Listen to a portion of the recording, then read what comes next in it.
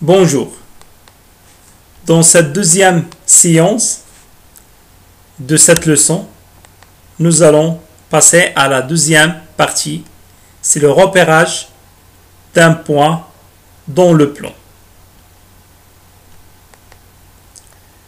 Commençons par une activité dans laquelle on doit tracer deux droites perpendiculaires en haut et graduées avec la même unité. Voilà deux droites, l'axe horizontal ou la droite horizontale et une droite verticale. Ces deux droites sont perpendiculaires entre eux en haut et elles sont graduées de la même unité de graduation. Voilà l'unité de graduation de l'axe horizontal, c'est OI, et l'unité de graduation de l'axe vertical, c'est OJ. Alors, comme définition, cette figure représente un repère. Alors, c'est quoi un repère? Un repère du plan est constitué de deux droites graduées de même origine. Je répète, c'est quoi un repère? Ici, on ne parle pas d'une seule droite. Ça veut dire une droite graduée. Mais on parle de deux droites. Donc, c'est un repère. Alors, un repère du plan est constitué de deux droites graduées, ou deux axes, qui ont le même origine. Par exemple, ici, le même origine, c'est le point O. Alors, on dit que O est l'origine du repère. Puisque ici, on a un repère, alors le point O est appelé l'origine du repère. En général, les deux axes, ces deux axes ou ces deux droites graduées sont perpendiculaires. Dans cette leçon, nous allons travailler sur un repère constitué de deux droites qui sont perpendiculaires. On dit alors que le repère est orthogonal. Pourquoi orthogonal? Parce que les droites sont perpendiculaires. Comme remarque, on peut trouver des repères dont les axes ne sont pas gradués de la même unité. Ici, on remarque que l'unité OI et l'unité OJ sont la même, sont égaux. Mais on peut trouver d'autres repères dont l'unité de graduation ou les deux axes, les deux droites, ne sont pas gradués de la même unité. Aussi, on peut trouver des repères dont les axes ne sont pas perpendiculaires. Mais dans la plupart du temps, dans cette leçon, pour cette année, on va travailler sur des repères orthogonales, ça veut dire que les deux axes sont perpendiculaires et la même unité de graduation. Donc, comme résumé de cette partie, de cette définition, ici on a parlé du repère. C'est quoi un repère? Le repère est constitué de deux droites graduées. Voilà deux droites graduées aux deux axes qui ont le même origine, O. Ce point est appelé l'origine du repère. Et en général, ces deux droites sont perpendiculaires. C'est pourquoi on dit que le repère est orthogonal.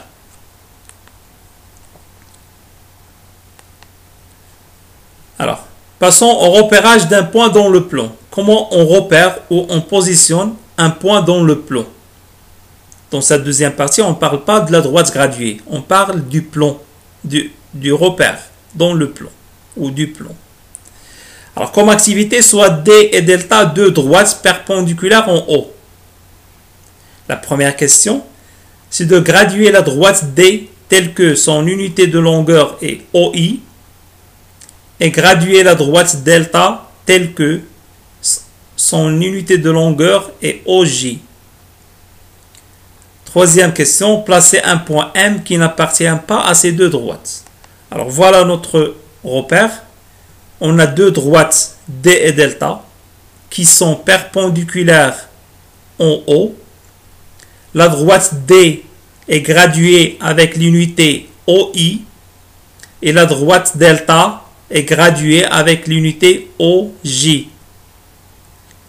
Et puis, on place un point qui n'appartient pas à ces deux droites. Alors, comme définition,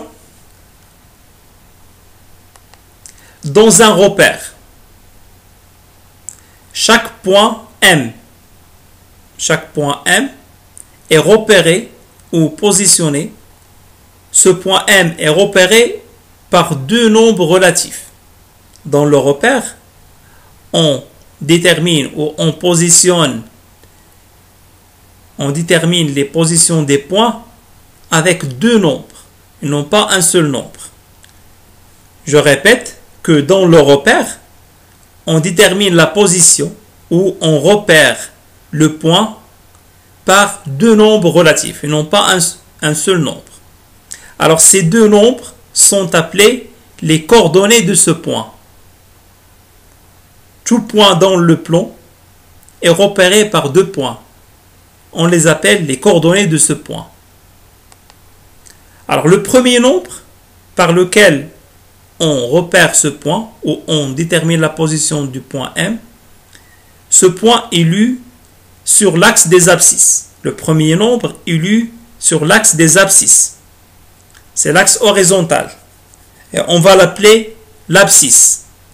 Alors, ce point M est positionné ou repéré sur la droite horizontale, qui est l'axe des abscisses, par un nombre qu'on va l'appeler son abscisse.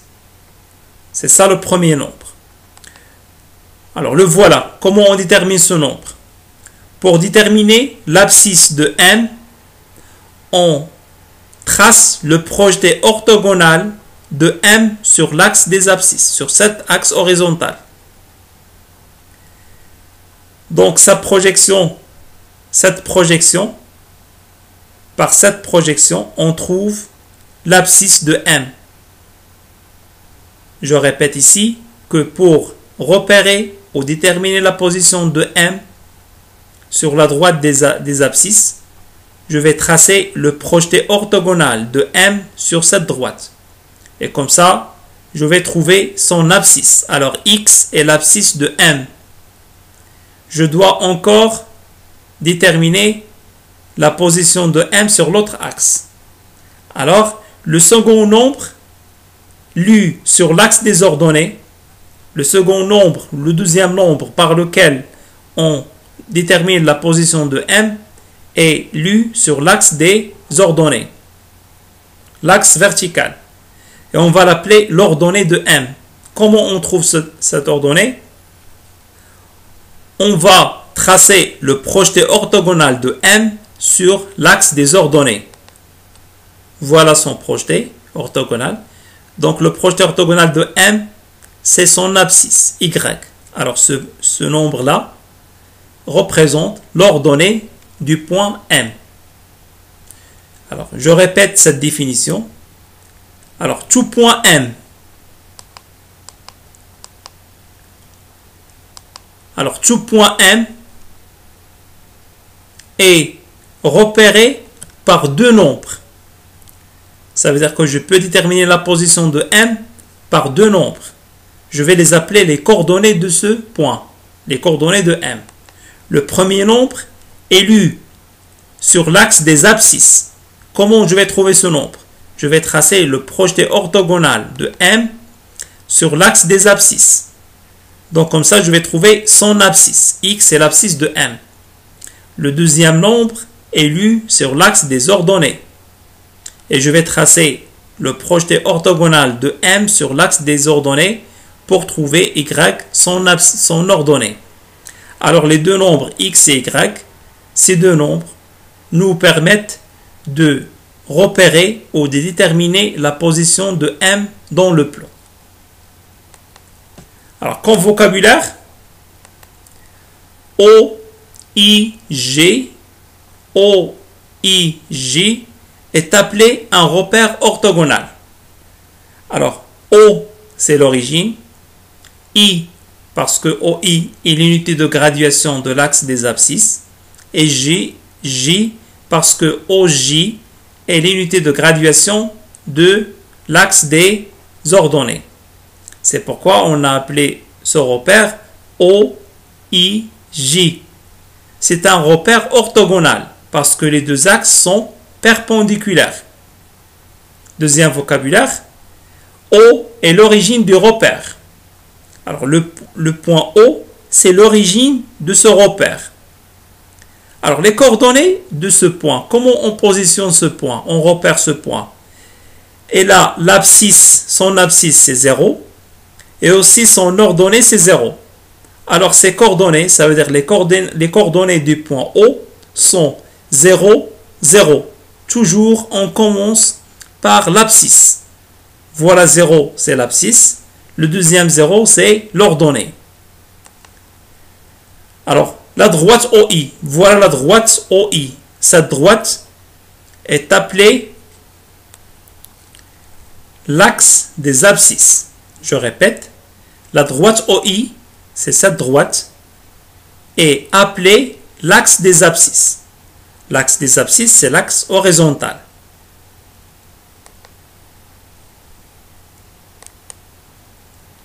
La droite OJ, cette droite OJ est appelée l'axe des ordonnées. Deuxième axe est appelé l'axe des ordonnées. Alors ici, on a une origine, c'est O. L'axe horizontal, c'est l'axe des abscisses. Et l'axe vertical, c'est l'axe des ordonnées. Alors le couple abscisse-ordonnée, le couple de ces deux nombres, toujours on commence par l'abscisse, puis l'ordonnée. Ce couple est appelé les coordonnées du point. Par exemple, le point M, il a des coordonnées. Comme exemple, les coordonnées du point M, qui a comme abscisse X, alors X, ça représente l'abscisse du point M, et Y représente l'ordonnée de M. Alors, pour donner ou déterminer les coordonnées du point M, sont entre parenthèses X, Y. Et toujours, on commence par l'abscisse, puis l'ordonnée. C'est très important, l'ordre. Toujours l'abscisse. Et le premier, le deuxième, c'est l'ordonnée. Alors, les coordonnées du point M, qui a comme abscisse X et comme ordonnée Y, et entre parenthèses, l'abscisse, puis l'ordonnée X, Y.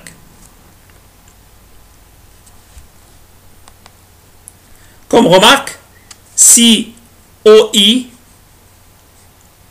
égale OJ, alors on dit que le repère OIJ est un repère orthogonal orthonormé. Orthogonal parce que les deux droites sont perpendiculaires et orthonormé parce que les deux droites ont la même unité de graduation. Comme exercice, dans le repère orthogonal ci-dessous, on a placé les points suivants. Voilà le point A, B, C, D, E, F, G et H. La première question, pour le point C, c'est quoi son abscisse et c'est quoi son ordonnée? Puis on doit donner les coordonnées du point C. Deuxième question, on va donner les coordonnées de tous les points. Alors pour la première question, le point C, pour déterminer son abscisse, c'est son projet orthogonal sur l'axe des abscisses. C'est le nombre 2. Son ordonnée, c'est son projet orthogonal sur l'axe des ordonnées, c'est 1. Alors l'abscisse de C, c'est 2. Voilà 2 qui représente l'abscisse de C. Et l'ordonnée de C, c'est 1. C a comme ordonnée le nombre 1. Alors les coordonnées du point C sont 2, 1. Et j'ai dit qu'on doit commencer toujours par l'abscisse. Les coordonnées sont 2, 1. Passons aux autres points. Pour le point A, on va toujours commencer par l'abscisse. Elle a quoi comme abscisse? Son abscisse, c'est moins 2. Et son ordonnée, c'est 3. C'est toujours les projetés orthogonaux. Alors, son projeté orthogonal sur l'axe des abscisses, c'est moins 2. Donc, son abscisse, c'est moins 2. Son projeté orthogonal sur l'axe des ordonnées, c'est 3. Donc, son ordonnée, c'est 3. Alors, les coordonnées de A sont moins 2, 3. Toujours, on commence par l'abscisse. Pour B, c'est moins 3, 1,5. Alors, les coordonnées de B sont l'abscisse moins 3 et l'ordonnée 1,5. Et l'abscisse, c'est toujours sur l'axe horizontal, l'axe des abscisses. Et l'ordonnée sur l'axe des ordonnées. Pour le point D, commence par l'abscisse. C'est quoi son abscisse? C'est 5. Son ordonnée, c'est moins 2. Donc, les coordonnées de D sont 5, moins 2. Les coordonnées de F, l'abscisse, c'est moins 2. Et l'ordonnée, c'est moins 3. Alors, ces coordonnées sont moins 2, moins 3. Le point F, son abscisse, c'est moins 3,5. Et son ordonnée, c'est moins 2,5. Donc, les coordonnées sont moins 3,5, moins 2,5. Pour le point G, ici, le point G appartient à l'axe des ordonnées. Si un point appartient à l'axe des ordonnées, alors son abscisse, c'est toujours 0. Si on trace le projeté orthogonal de G sur l'axe des abscisses, on va trouver que c'est 0. Pourquoi? On a dit que si un point appartient à l'axe des ordonnées, toujours son abscisse, c'est 0. Et son ordonnée, c'est 2. Alors, les coordonnées de G sont l'abscisse 0 et l'ordonnée 2. Pour le point H, dans ce cas, H appartient à l'axe des abscisses. Dans ce cas, l'ordonnée de H, c'est 0. Si un point appartient à l'axe des abscisses, alors son ordonnée, c'est 0. Et son abscisse, c'est le nombre 3. Donc, le point H a comme coordonnée abscisse 3 et ordonnée 0. Donc, c'est 3, 0. Passons à un autre exercice. Soit OIJ un repère orthogonal d'origine O avec l'unité de graduation OI égale l'unité de graduation OJ égale 1 cm. Les deux repères sont orthogonaux, perpendiculaires et gradués de la même graduation. La question est de placer les points suivants. Pour le premier point, c'est le point M qui a comme coordonnées 1, moins 3. 1 et moins 3. Son abscisse, c'est le premier nombre, c'est 1. Donc, je dois le déterminer sur l'axe des abscisses. Son ordonnée, c'est moins 3. Donc, je dois le déterminer sur l'axe des ordonnées. Alors, commençons par le point M. Ce point, on a dit qu'il a l'abscisse 1. Donc, je dois déterminer l'abscisse 1. Voilà l'abscisse 1. Donc, je dois tracer des pointillés à partir de l'abscisse 1. Et l'ordonnée, moins 3. Voilà l'ordonnée, moins 3. Donc, l'intersection de moins 3 et de 1 et moins 3, ça va être le point M. Alors, voilà les pointillés à partir de 1, l'abscisse 1, et d'autres pointillés à partir de l'ordonnée moins 3. L'intersection, c'est le point M. Donc, voilà, je viens de repérer le point M, qui a l'abscisse 1 et l'ordonnée moins 3. Passons au point N, qui a l'abscisse moins 2 et l'ordonnée moins 4. On commence par l'abscisse, c'est moins 2. L'ordonnée, c'est moins 4. Donc, l'intersection de ces deux projections, moins 2 et moins 4. Voilà moins 2, l'abscisse moins 2. L'ordonnée moins 4. Donc, c'est le point N qui a l'abscisse moins 2 et l'ordonnée moins 4. Toujours, on commence par l'abscisse. Le point R. Le point R a comme abscisse 2,5. C'est entre 2 et 3. 2,5. Et l'ordonnée 4. Donc voilà des pointillés à partir de 2,5, l'abscisse 2,5. Et des pointillés à partir de l'ordonnée 3. L'intersection, c'est le point R. Le point P de coordonnée 0, 3. Alors l'abscisse, c'est 0. Et l'ordonnée 3. Puisque l'abscisse, c'est 0, alors P appartient à l'axe des ordonnées. Voilà le point P. Son abscisse, le projeté orthogonal sur l'axe des abscisses, c'est 0. Et l'ordonnée, c'est 3. Le point S d'abscisse, moins 3. Et d'ordonnée 1,5 entre 1 et 2. Voilà le point S d'abscisse moins 3 et d'ordonnée 1,5. Et enfin le point K de coordonnée 5, 0. L'abscisse c'est 5 et l'ordonnée 0. Puisque l'ordonnée c'est 0, alors ce point appartient à l'axe des abscisses. Et voilà le point K d'abscisse 5. Et je place là le projeté orthogonal de K sur l'axe des ordonnées, je vais trouver que 0. Donc il a l'abscisse 5 et l'ordonnée 0. Voilà, je viens de repérer ou de placer les points qu'on a sur notre repère.